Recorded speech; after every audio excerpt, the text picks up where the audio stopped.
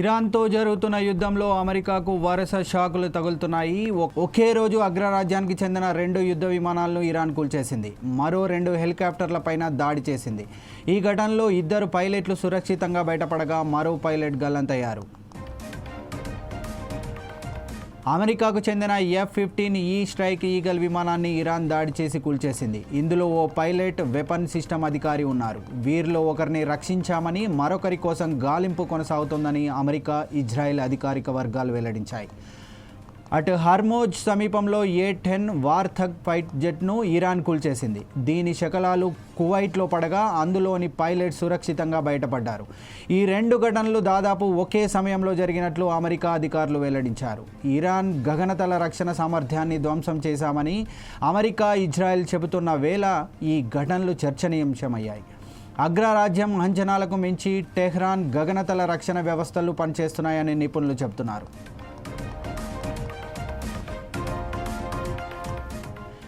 మొదటి యుద్ధ విమానంలో గల్లంతైన పైలట్ కోసం 2 బ్లాక్ హగ్ హెలికాప్టర్లు గాలింపు చేపట్టాయి. వీటిపైన ఇరాన్ దాడి చేసినట్లు అమెరికా అధికార వర్గాలు వెల్లడించాయి. అయితే ఇవి దాడి నుంచి త్రుటిలో తప్పించుకొని ఇరాన్ గగనతలం నుంచి బయటకు వచ్చేసినట్లు పేర్కొన్నాయి.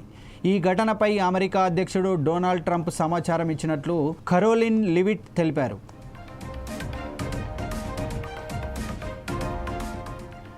ఈ పరిణామాలపై అమెరికా అధ్యక్షుడు డొనాల్డ్ ట్రంప్ స్పందించారు. ఇలాంటి ఘటనలు దౌత్య చర్యలపై ప్రభావం అని అడగ్గా, అలా ఎప్పటికీ జరగదు, ఇది యుద్ధం, మేం యుద్ధంలో ఉన్నాము, అలాగని ఇవి ఇరాన్తో చర్చలపై ప్రభావం చూపించవు అని సమాధానమిచ్చారు. ఇరాన్తో జరుగుతున్న యుద్ధంలో అమెరికాకు వరుస షాకులు తగులుతున్నాయి.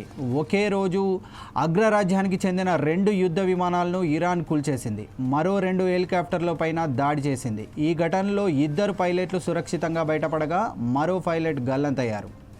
అమెరికాకు చెందిన F-15E స్ట్రైక్ ఈగల్ విమానాన్ని ఇరాన్ దాడి చేసి కూల్చేసింది. ఇందులో ఓ పైలట్, వెపన్ సిస్టమ్ అధికారి ఉన్నారు. వీరిలో ఒకరిని రక్షించామని, మరొకరి కోసం గాలింపు కొనసాగుతోందని అమెరికా, ఇజ్రాయెల్ అధికారిక వర్గాలు వెల్లడించాయి. అటు హర్మూజ్ సమీపంలో A-10 వార్థగ్ ఫైట్ను ఇరాన్ జెట్ కూల్చేసింది. దీని శకలాలు కువైట్లో పడగా అందులోని పైలట్ సురక్షితంగా బయటపడ్డారు. ఈ 2 ఘటనలు దాదాపు ఒకే సమయంలో జరిగినట్లు అమెరికా అధికారులు వెల్లడించారు.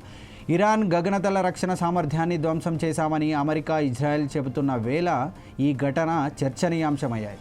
అగ్రరాజ్యం అంచనాలకు మించి టెహ్రాన్ గగనతల రక్షణ వ్యవస్థలు పనిచేస్తున్నాయని నిపుణులు చెబుతున్నారు.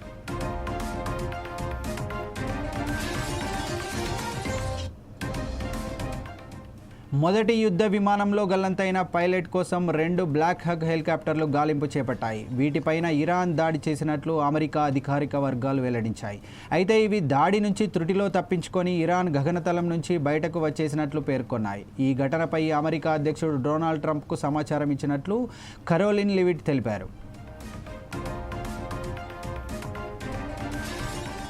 ఈ పరిణామాలపై అమెరికా అధ్యక్షుడు డొనాల్డ్ ట్రంప్ స్పందించారు. ఇలాంటి ఘటనలు దౌత్య చర్యలపై ప్రభావం చూపిస్తాయా అని అడగ్గా, అలా ఎప్పటికీ జరగదు, ఇది యుద్ధం, మేం యుద్ధంలో ఉన్నాము, అలాగని ఇవి ఇరాన్తో చర్చలపై ప్రభావం చూపించవు అని సమాధానమిచ్చారు.